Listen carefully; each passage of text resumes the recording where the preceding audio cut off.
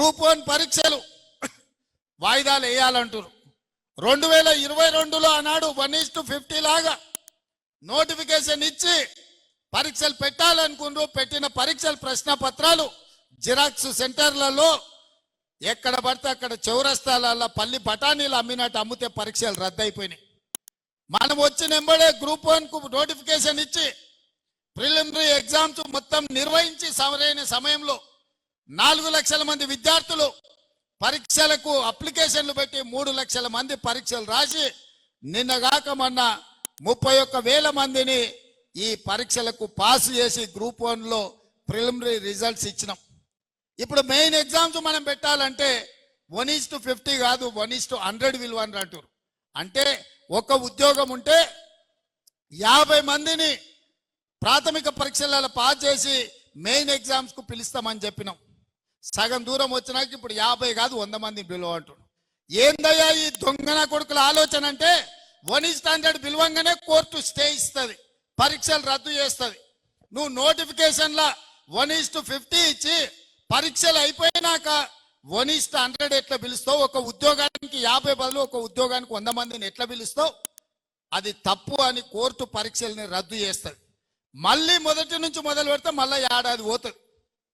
2011లో notification group 1 ఇస్తే ఇప్పటి వరకు 13 ఏళ్ళలో ఇంతవరకు పరీక్షలు జరగలే, నియామకాలు చేయలే.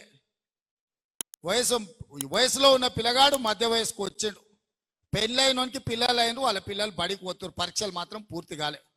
నేను ఏదైనా చేసి డిసెంబర్ లోపల పరీక్షలు చేసి దాదాపుగా 1000 మంది గ్రూప్ 1 ఆఫీసర్లను తెలంగాణ రాష్ట్ర నిర్మాణంలో ఫలితాలు ఇచ్చి వాళ్ళను అధికారులను చేయాలని నేను చూస్తుంటే ఈ దొంగలంతా గూడు పుటాన్ని చేసి ఆ పరీక్షలు పోస్ట్ పోన్ చేయమంటారు.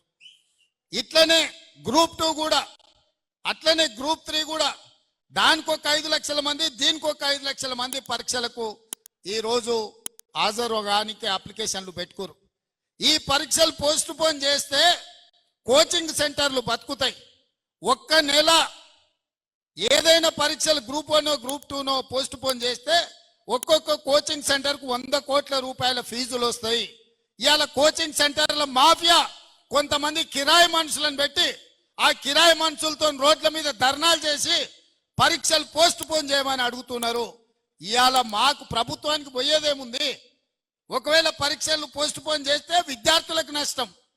కోచింగ్ సెంటర్లు 100 కోట్ల రూపాయలు కొల్లగొట్టడానికి కోచింగ్ సెంటర్లో ఇవాళ పరీక్షల్ని వాయిదా ఏమని అడుగుతారు.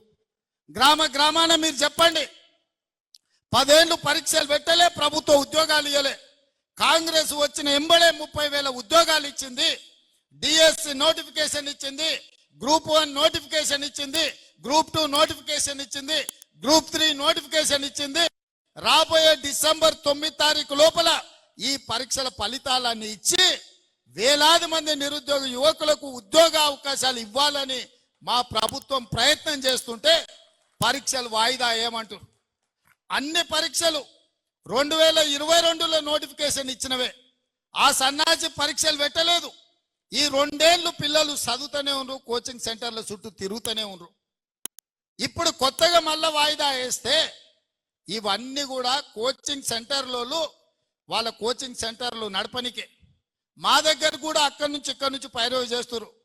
సార్ మేము కోచింగ్ సెంటర్లు పెట్టుకున్నదే ఇవి నడుస్తామని, నువ్వు అన్ని పరీక్షలు పెట్టి పిల్లలకు ఉద్యోగాలు ఇస్తే మా దగ్గర ఎవరు చదువుకుంటాడు, మా వ్యాపారం మూతపడదా అని వస్తారు. ఇంత సిగ్గు తప్పిపోయారు. నిరుద్యోగ యువకుల బలహీనతను వ్యాపారంగా మార్చుకోవాలని కొన్ని కోచింగ్ సెంటర్ల యజమానులు ఈ ఆర్టిఫిషియల్ ఉద్యమాలను ఇవాళ మన కళ్ళగట్టినట్టు చూపించాలనే ప్రయత్నం చేస్తారు.